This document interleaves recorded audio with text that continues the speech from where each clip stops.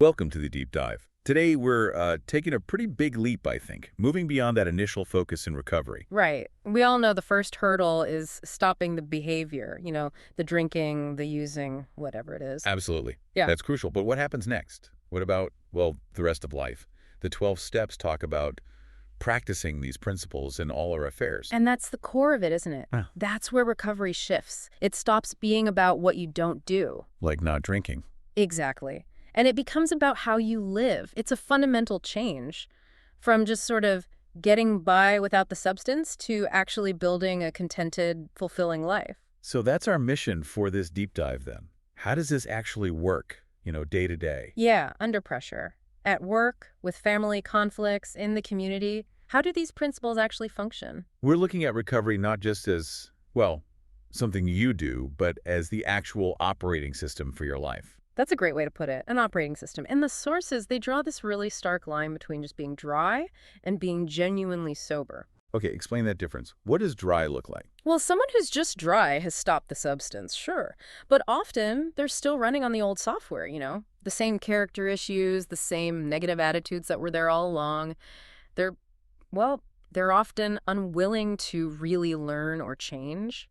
So they've stopped the outward behavior, Yeah. but internally, nothing's really shifted. Like they're just holding their breath. That's it, exactly. Holding their breath, white-knuckling it. You've stopped the plane, like you said before, but you haven't plotted a new course or refueled. You're just stuck. Avoiding drowning, but not really swimming. Perfect. The literature is pretty blunt about it. The dry person often feels the world owes them something. They stay restless, irritable, discontented. It's not a sustainable place. And sober. Sober is different. The sober person is willing to learn, willing to practice the principles, willing to actually live the steps. And that's what leads to that lasting, contented recovery. It's a commitment to growth. It has to be. One of the key texts says it point blank. Your future security depends on the successful attainment of the program as a way of life. Stopping the substance. That's just the admission ticket. The real show is living it. Okay, so before you can even start practicing these principles out in the world, you have to deal with what's inside. And the starting point for so many seems to be this deep sense of isolation. Why is that? Well, think about it. Addiction often grows in secrecy, right? And it's often fueled by or leads to experiences that make you want to protect yourself. Betrayal, trauma, just feeling like life hasn't been fair. So you build walls. Exactly. You retreat, you put up these massive defenses to stop getting hurt again. But here's the kicker. That self-protection, it's built on an illusion. The illusion that you can control everything yourself? Precisely. The same illusion that kept the addiction going, I've got this, I can handle it alone. But trying to live completely self-sufficiently, trusting nothing and no one, it just deepens the isolation. It sounds incredibly lonely. It is. It makes life so much harder, so empty. You logically know opening up might lead to getting hurt again, but living completely walled off, without anything nurturing to trust, it's just not sustainable. Those walls you built for protection eventually become a prison. Okay, so if that isolation is the prison, the first step out has to be breaking down those internal walls. Which brings us to honesty. Steps 4 and 5. How do we make rigorous self-honesty a tool for healing, not just, another way to beat ourselves up? That's the crucial balance. Step 4 isn't just listing your sins. It's much deeper. It's about really looking at where you've been, what you've done, yes, but more importantly, identifying the patterns. The patterns. Yeah, the destructive tendencies, the emotional habits, those recurring moments where you choose resentment or fear or self-pity, even when you know deep down it's hurting you in your relationships. It sounds like digging deep, like emotional archaeology, you said. But for someone already drowning in shame, isn't digging it all up terrifying? Why is that level of honesty so necessary? It's a fair question. Shame tells you, I am bad. Honesty, the kind we're talking about, says, I did something bad and I can change. See the difference? Responsibility versus identity. Exactly. It's about taking responsibility for the actions, the facts, without letting them define your entire being. If you just wallow in shame and blame, you get paralyzed. You can't move forward. So how do you do it? How do you look at the facts without judgment? The guidance is to be factual. Describe what happened. What you did, what you felt, who was affected. Like a reporter stating facts, not an editorialist assigning blame. You list the raw materials of your past behavior. And by doing that, by taking responsibility for the facts, you create a little bit of distance. Distance between who you were then and who you can be now. Yes. And in that space, healing can actually start. You prove to yourself that facing the truth, even the ugly truth, doesn't actually destroy you. And then comes step 5, sharing it all with someone else, taking that internal inventory and making it external. That feels incredibly vulnerable. It is vulnerable, but it's the absolute key to breaking out of that isolation. The texts are really clear. This step is essential for sobriety and for finding real peace of mind. Think about it. Confession, sharing burdens, it's an ancient practice for a reason. Why does it work? Because it shatters the illusion that you're uniquely awful. When you share your deepest, darkest stuff with another human being and they listen, they understand, maybe even share something similar, you suddenly realize you're not alone. That feeling of, oh, you too. Exactly. That true kinship the books talk about. You lose that terrible sense of terminal uniqueness. And there's practical advice too, choose your confidant carefully. Right. Someone who won't be personally hurt by what you share. Not an ex-partner, for instance. Definitely not. Maybe another person in recovery, someone who gets it. When they hear your story and don't run screaming, but instead maybe say, yeah, I felt that way too, or I did something similar. That's incredibly powerful. It shows you're not unique in your pain or your mistakes. It's liberating. Okay, so honesty breaks down the internal walls. What's next? Humility. Step 7. Asking for shortcomings to be removed. Humility gets such a bad rap, though. People think it means being a doormat. Yeah, it's often misunderstood. But in this context, humility isn't weakness at all. It's actually the avenue to true freedom of the human spirit. It's about seeing reality clearly. Reality meaning? Meaning you recognize your own limitations. You let go of that ego-driven need to control everything and fix everything yourself. It's the key to transforming failure and misery into actual strength and learning. It's saying, okay, my way didn't work. And the sources have that great line about seeing a higher power as just a Bush League pinch hitter. Right. Yes, it perfectly captures that resistance, doesn't it? Before step 7, maybe you only prayed in absolute desperation, like, okay, God, I've totally messed up. Bases loaded, 2 outs, you're up. Treating spirituality like a last resort. Exactly. Humility requires a total shift in attitude. You move away from demanding self-sufficiency. You start to really accept that idea. Of myself, I am nothing, the Father doeth the works. It's fully acknowledging that relying only on yourself is what got you into trouble in the first place. So step 7 is really about changing your fundamental stance towards yourself and towards a higher power, moving out of your own way. That's a good way to put it. Moving out of your own way. And what happens if you skip this? If you hang on to that pride? What does that lack of humility look like? The texts call it the crippling handicap. It shows up as making unrealistic demands on life, on others, on yourself. You demand more security than life offers, more prestige than you've earned, more love or approval than people can realistically give. And when those demands aren't met? Crushing disappointment, which, for many, led straight back to the bottle or the behavior, right? To numb that pain. So practicing humility means flipping the script. You put character building and spiritual growth first. And things like money, success, recognition. They become byproducts. Nice if they happen, but not the main goal. The goal is right living, guided by principle. Humility helps you see that clearly. Okay, so we've got honesty and humility as internal foundations. Now, how do we apply these out in the world, specifically in relationships? That brings us to making amends, steps 8 and 9. It's obviously more than just saying sorry. Oh, much more. It's about real change.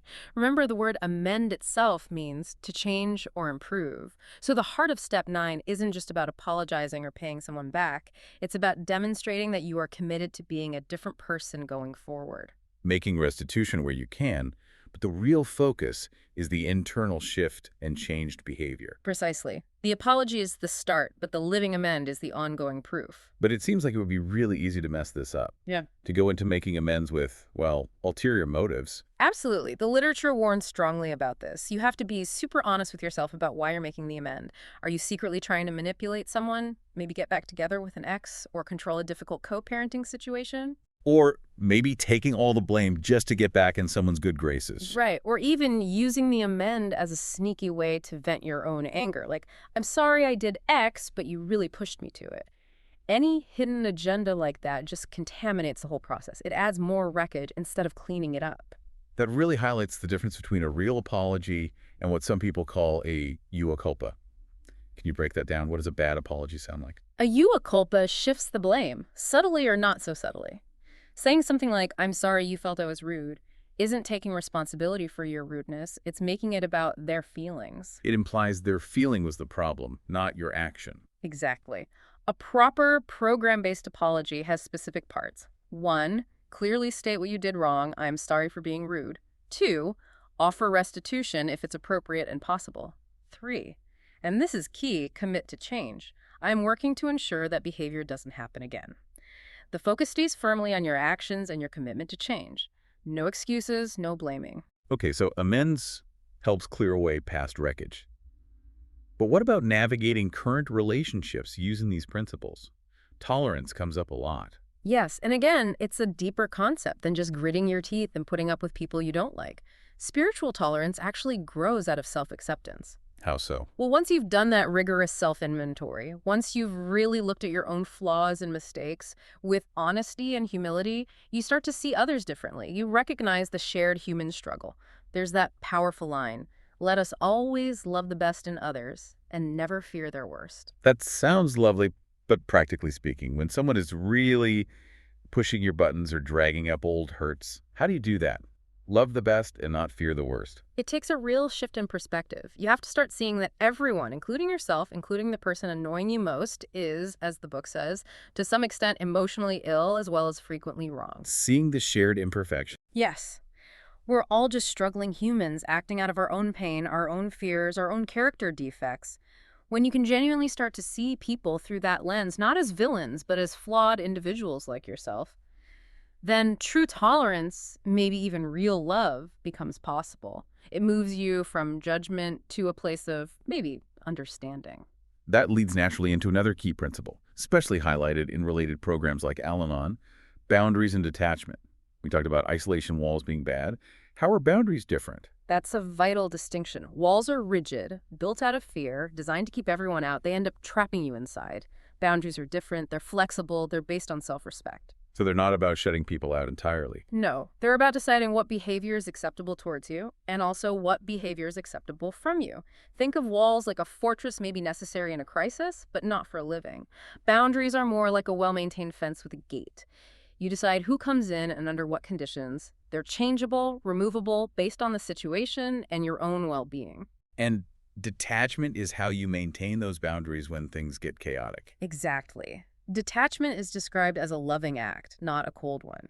It's choosing not to get sucked into the drama, refusing to participate in arguments, stepping back from someone else's chaos, turning to your higher power for the things you can't change. So it's not about not caring.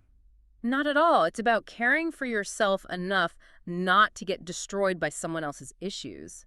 And it respects their right to face their own consequences. It's allowing them to be who they are while you protect your own peace. All of this tolerance, boundaries, detachment seems to rest on a foundation of self-care. The HALT acronym comes up often. Hungry, angry, lonely, tired. It seems so simple. Simple, but profoundly important. It's the ultimate practical check-in. Because if you're in any of those states, hungry, angry, lonely, or tired, your spiritual and emotional defenses are low, you're vulnerable. And the key is being proactive about it. Yes. You have to attend to your own basic needs before you reach a breaking point. Don't wait until you're so depleted that you explode or collapse, creating a crisis for everyone else. So walk me through it. Let's say I realize, wow, I'm really angry right now. How does HALT help? Okay, you notice the anger. HALT acts like an immediate pause button. The instruction is stop, don't make that call, don't send that email, don't have that conversation yet. Then check the basics. Am I hungry? Am I exhausted? Am I feeling isolated? Because those physical or basic emotional states can masquerade as legitimate anger.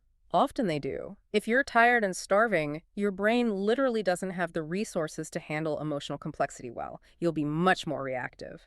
So by stopping to eat or rest or call a friend if you're lonely, you address the real underlying need. You take responsibility for your own state instead of blaming someone else for your reaction. It protects you and it protects your relationships. Okay, we've dealt with the internal stuff, worked on relationships past and present. Now, how do we maintain this in the thick of daily life? This brings us to step 10, The daily inventory. Sounds like constant vigilance. It kind of is, but in a healthy way. Step 10 is about maintaining emotional balance. It's setting up a regular daily habit of checking in with yourself, staying aware. Because the truth is, in recovery, you're never just static. You're either moving towards health, towards your program, or you're drifting back towards old patterns, towards a slip. So step 10 is the anchor keeping you grounded in the present. That's a good way to think of it. It prevents the new resentments, fears, and dishonesties from piling up and creating fresh wreckage. The sources call it an unremitting inventory. What exactly are we watching for moment to moment? Primarily those four horsemen: selfishness, dishonesty, resentment, and fear. The moment you spot one cropping up in your thoughts or feelings, the practice is immediate action. What's the action plan? First, acknowledge it. Second, ask your higher power right then and there to remove it. Third, and this is vital, talk about it with someone, your sponsor, a trusted friend, get it out of your head. Fourth, if you've already caused harm, make amends quickly. And there's a fifth step. Yes. Then you deliberately, resolutely turn your thoughts to someone we can help. Get out of yourself and into service, however small. That sequence: spot it, ask for help, share it, fix it. Serve is designed to short-circuit the negativity before it takes root and leads to action. The focus on managing thoughts there is really striking. It's not just about what you do, but what you allow yourself to think. That's fundamental. The texts really emphasize that our actions are just the outward expression of our thoughts. We used to think maybe, as long as we didn't do anything wrong, our thoughts didn't matter. But we know better now. Habitual thoughts lead to actions, consciously or not. Exactly. So the most effective way to keep your mind, and therefore your life, healthy is to consciously choose constructive thoughts, to engage in worthwhile activities that pull your focus towards the positive. You can't always choose your circumstances, but you can choose your thoughts, and by doing that, you absolutely shape your circumstances over time. Building on that daily check-in is step 11, conscious contact. Seeking knowledge of God's will and the power to carry it out through prayer and meditation. If step 10 is the daily checkup, this sounds like the daily tune-up. That's a good analogy. Step 11 is about intentionally bringing that spiritual connection into everything you do all day long. It's maintained through regular prayer and meditation, and the kind of prayer really shifts here. How so? What are we praying for? The focus moves away from asking for specific outcomes. Please give me that job or make my partner change. Instead, the prayer becomes much simpler, praying only for knowledge of God's will for us and the power to carry that out. So asking for guidance and strength, not for manipulating external events. Precisely. It's about seeking alignment, recognizing that we need to operate on a spiritual plane just as much as the material one. And when you start living from that place of guidance, it changes how you experience everything. Even mundane tasks. Yes. Answering emails, driving in traffic, dealing with bureaucracy, if you approach it asking for guidance on how to handle it rightly, it takes on a different quality. All activities become opportunities to practice the principles. And the result, the sources say, is this deep, stable sense of joy, peace, and satisfaction that just chasing external success can never really provide. This idea of functioning in the world, spiritually guided, brings up that classic challenge. Work, career, money. You mentioned one of the co-founders struggled with going back to Wall Street. Right, it's a fantastic story. He got sober, but then he actively avoided returning to his old job on Wall Street. He was genuinely afraid, he said, that the rampant materialism and double dealing would wreck his newfound spiritual growth. He wanted to keep his recovery pure, separate from the messy world. Kind of. He was waiting for some perfect, spiritually clean opportunity to fall into his lap until the family literally ran out of money. He had a harsh realization. What was that? That he couldn't practice recovery in a bubble. He needed the experience of staying sober in the real world, right there in the thick of it, temptations and all. He had to learn to apply the principles where the pressure was highest. And he found he could. He did. He also rediscovered that, hey, there were actually honest, decent people even on Wall Street. It led to a whole new perspective on wealth, too. The idea isn't that money is evil, but that we should see ourselves as stewards. Stewards, meaning? Meaning recognizing that wealth, resources, they ultimately belong to a higher power or the common good. We're just managing them temporarily. This perspective is pretty radical, isn't it, in a culture obsessed with personal accumulation? Definitely. How does that translate into business practice? How does honesty lead to a just profit? It completely flips the script from dog eat dog or get them before they get you. You commit to rigorous honesty in all your dealings. That builds trust. Trust builds reputation. And that leads to the right kind of business, the sources say, sustainable business with a fair profit. And maybe more importantly, you gain respect. You gain real connections, real friends. So the focus shifts from grabbing power and money to responsible management for mutual benefit. Exactly. Acting as a steward, not an owner. And that protects you, too, from the ego inflation that often comes with success, which can be just as dangerous to sobriety as failure. Okay, let's widen the lens now, from individual work life to the recovery community itself, and how these principles apply to the group or fellowship. Tradition 5 talks about primary purpose. What's that about? It's basically the principle of specialization, summed up in that old saying, shoemaker, stick to thy last. Do one thing well. Supremely well rather than many things badly. For recovery fellowships, that one thing has to be carrying the message of hope and recovery to the person who is still suffering. That is the non-negotiable core mission. Everything else is secondary. And sticking to that protects the group. Absolutely. It ensures unity, focus, and ultimately survival. There's a stark historical lesson here. The Washingtonian Society. Exactly. Huge movement in the mid-1800s. Helped hundreds of thousands of alcoholics using methods very similar to today's sharing stories, mutual support. They were incredibly successful. So what went wrong? They lost focus, they got diverted, they started becoming temperance crusaders, taking political stances, getting involved in things like the abolition debate. Once they stopped focusing only on helping the individual alcoholic and started endorsing other causes, they just fell apart. Within a few years, they were gone. A powerful lesson about sticking to the primary purpose. Wow. Okay. Next principle, governing the group in public. Anonymity. Traditions 11 and 12. Placing principles before personalities. Why is giving up personal recognition so important? Anonymity is called the spiritual foundation of all the traditions. It's humility in action on a group level. It means renouncing personal prestige, fame, or gain as a tool for promoting the fellowship. So it keeps everyone equal. Yes. The newcomer and the old-timer, the CEO and the person on benefits inside the rooms, anonymity makes them equals, all just members sharing a common problem and solution. It ensures the focus stays on the message of recovery, not on the charisma or status of any individual. And the guidance is really strict about anonymity in the media, right? Press, radio, films. Absolutely strict. 100% personal anonymity at that public level. And it's not just about hiding or shame. It comes from hard-won experience. What kind of experience? They found very early on that members who got a lot of personal publicity, who became faces of the program, were incredibly likely to relapse. The ego boost, the pressure, the attention, it was dangerous. It fed that crippling handicap of pride we talked about. So it protects the individual. And it protects the fellowship. If a well-known public face relapses dramatically, it can damage the credibility of the entire program in the public eye. Anonymity ensures the principles stand taller than any single personality. Makes sense. Finally, within the group structure, Tradition 7, self-support, financial integrity. How does this rule about money tie into the spiritual principles? The rule is simple. Groups should be fully supported by voluntary contributions from their own members. No outside funding. Why is such a strict rule? It boils down to avoiding outside influence.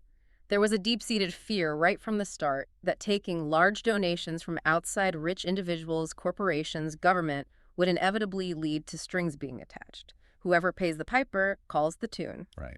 So financial independence guarantees the group serves its members, not outside agendas. Exactly. It safeguards the group's autonomy and keeps the focus firmly on the primary purpose. It was also seen as, well, a bit revolutionary. How so? Here you had a group of people, many of whom had been financially irresponsible, maybe deeply in debt, and they were building an organization based on the principle of paying their own way, taking responsibility. It was a powerful statement of integrity and revived an ideal of self-reliance. It also prevents the temptation of chasing big money, which could easily distract from the real work. Okay, so we've traced these principles from deep inside the individual, through relationships, work, and into the structure of the recovery community itself. When you put all these pieces together, what's the cumulative result of truly practicing these principles in all our affairs? Well, the outcome described in the source material is nothing short of a profound shift in being.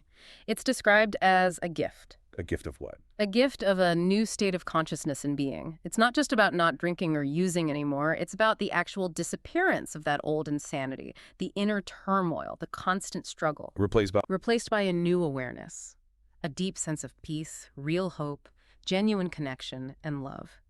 And the texts are clear. The degree to which you experience this is directly proportional to how sincerely and consistently you practice the steps. The effort brings the reward. It sounds like discovering a hidden strength. That's exactly how it's described. Tapping into an unsuspected inner resource, identifying and relying on that power greater than yourself. And this resource doesn't just feel good, it provides clarity. Clarity in daily choices. Yes, in every situation, you become more aware of the fundamental choice.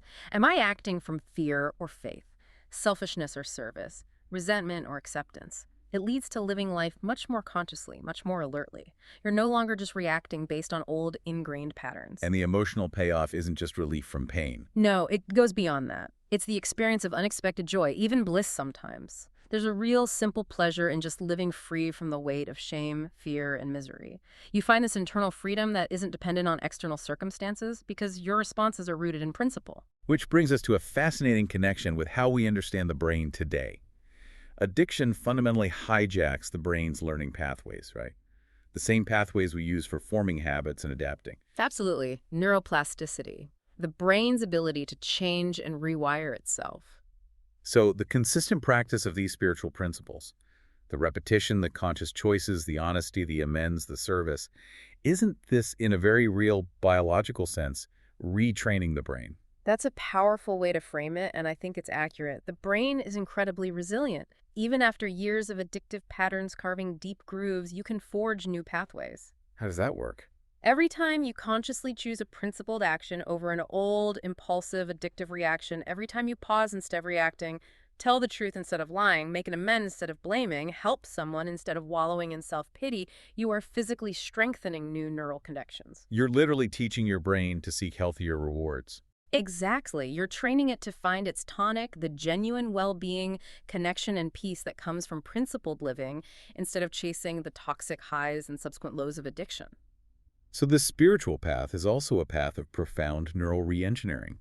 It shows the brain isn't fixed, it's capable of transformation throughout life. It really does. It underlines that the change isn't just some vague spiritual awakening. It's a tangible transformation built through dedicated daily practice.